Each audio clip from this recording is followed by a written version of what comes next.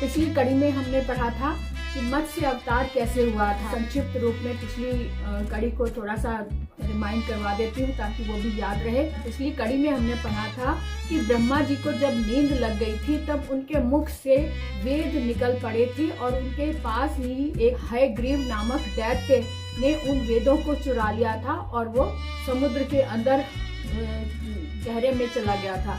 प्रलय होने से जो सारा है वो सारा लोक समुद्र में डूब गया था।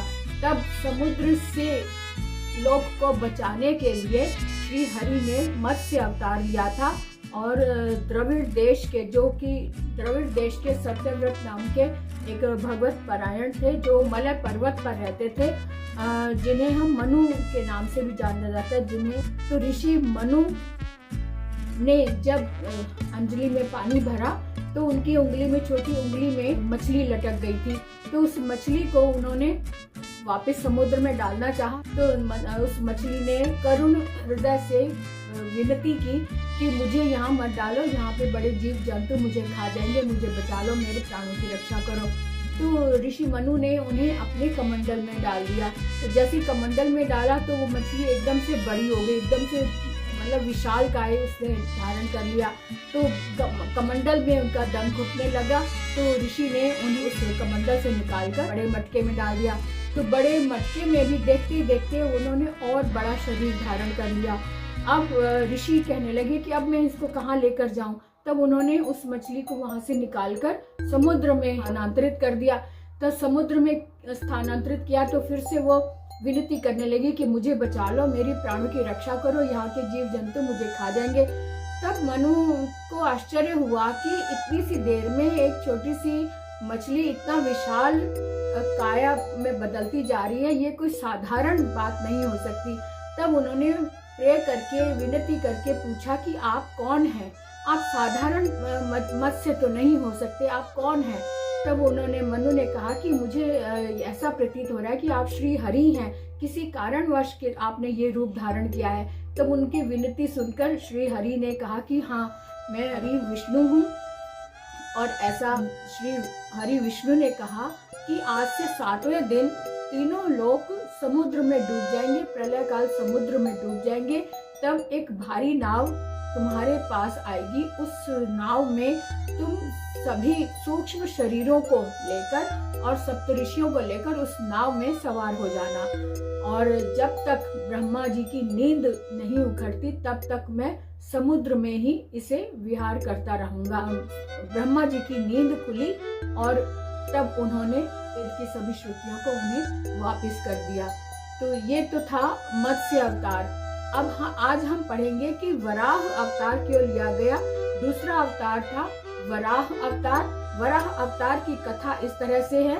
ब्रह्मा जी से सृष्टि क्रम प्रारंभ करने की आज्ञा पाए हुए स्वयं भू मनु ने पृथ्वी को प्रलय के एक कारनव में डूबी हुई देखकर उनसे प्रार्थना की। इसके प्रसंग में मैं बताना चाहूंगी कि स्वयं भू जो मनु है उनको यहाँ लिखा है ब्रह्मा से सृष्टि क्रम आरंभ करने की आज्ञा पाए हुए, अर्थात स्वयं भू मनु को ये आज्ञा मिली हुई थी ब्रह्मा जी से कि वो सृष्टि के क्रम को आरंभ करें। तो इसीलिए इसी आज्ञा के अनुरूप ही क्या हुआ, स्वयं भू मनु ने पृथ्वी को प्रलय के एक कारनव में डूबी हुई देखकर उनसे प्रार्थना की कि आप मेरे और मेरी प्रजा के रहने के लिए पृथ्वी का उद्धार का प्रयत्न करें, जिससे मैं आपकी आज्ञा का पालन कर सकूं। ब्रह्मा जी इस विचार में पड़ गए कि पृथ्वी तो रसातल में चली गई है, इसे कैसे निकाला जाए। वे सर्वशक्तिमान श्री हरि की शरण में गए। तब वे सर्वशक्तिमान श्री हरि की शरण में गए। उसी समय विचार मग्न ब्रह्मा जी की नाक से अंगुष्ठ प्रमाण एक वराह बाहर निकला। एक अंगूठे के बराबर का वराह बाहर निकला नाक से, है ना। तो और क्षण भर में पर्वताकार विशाल रूप गजेंद्र सरीखा होकर गर्जन करने लगा और क्षण भर में उसने विशाल रूप ले लिया। एक पर्वत के आकार का एक विशाल रूप ले लिया और जो गजेंद्र के सरीखा यानी विशाल शरीर वाले हाथी के तरह चिंघाड़ने लगा, विशाल गर्जन करने लगा। शूकर रूप, अब जो वराह है उसे शूकर भी कहा जाता है ना, शूकर अर्थात जो सुअर का रूप होता है उसे संस्कृत में शूकर कहते हैं। तो शूकर रूप भगवान पहले तो बड़े वेग से आकाश में उछले। उनका शरीर बड़ा कठोर था, त्वचा पर कड़े कड़े बाल थे, सफेद दाढ़ें थी, उनके नेत्रों से तेज निकल रहा था।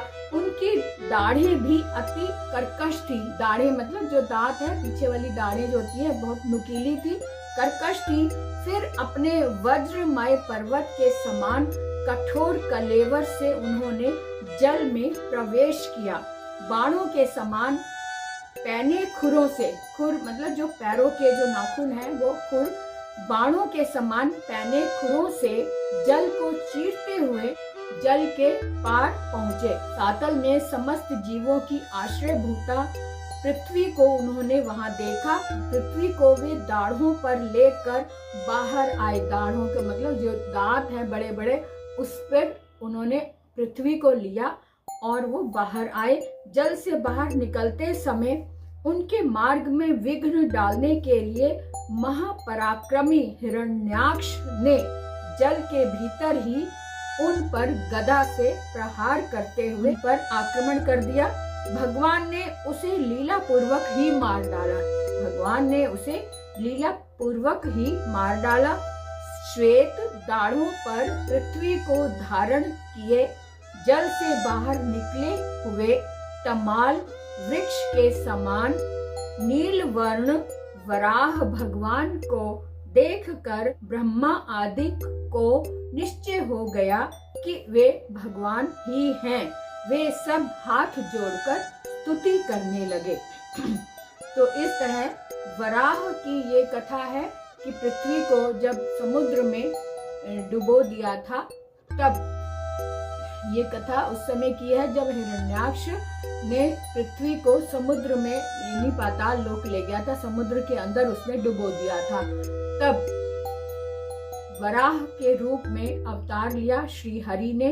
वराह अर्थात एक शूकर के रूप में अवतार लिया, जिसका बहुत ही विशाल रूप था।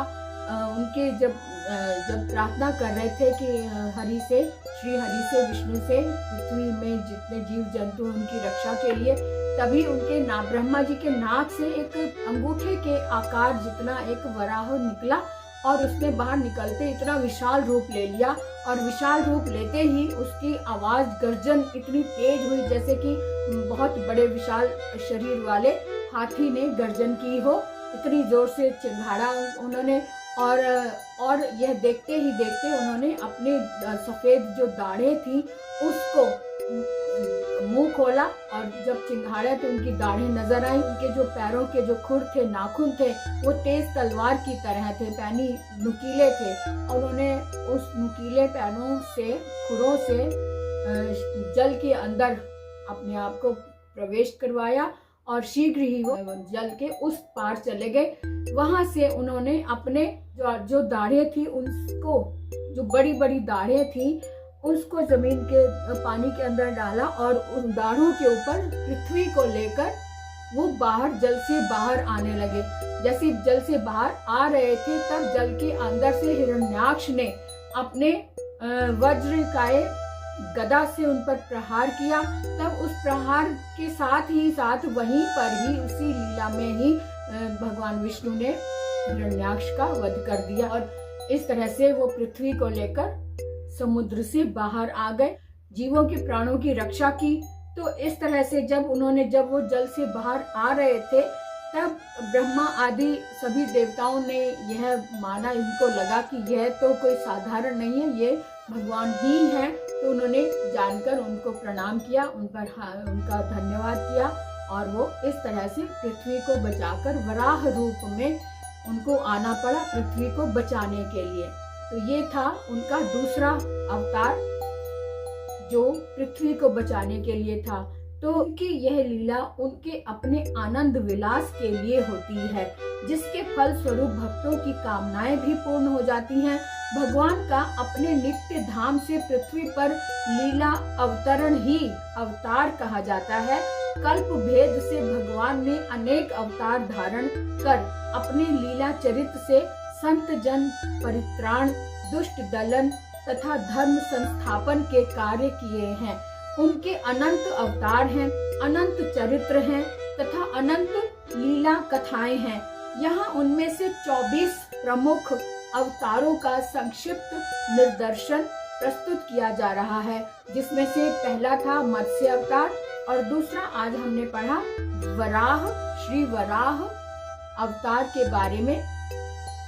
आप मुझे कमेंट करके जरूर बताएं, मेरा हौसला बढ़ाएं। मनोबल बढ़ाने के लिए आप मुझे कमेंट करें और कमेंट करके मुझे बताएं कि मेरी ये कथा कितनी पसंद आ रही है और ये मेरा यह प्रयास कितना सफल है, आप तक मेरी बात पहुंच रही है अथवा नहीं, ये मुझे जरूर बताएं। और अपने इस कथा को कहने का तात्पर्य यह है कि इसके YouTube सबके हाथों में होता है, आजकल फोन सबके हाथों में होता है और बच्चे इससे अनभिज्ञ हैं। जो हमारी पौराणिक कथाएं हैं, पौराणिक कथाओं की जानकारी बच्चों तक भी पहुंचे, इसलिए इस प्रयास को सफल बनाने में आपका साथ जरूरी है। आप सपोर्ट करें और जितना हो सके इसे शेयर करें ताकि ये जन जन तक पहुंचे। जय श्री राम, जय श्री हरि।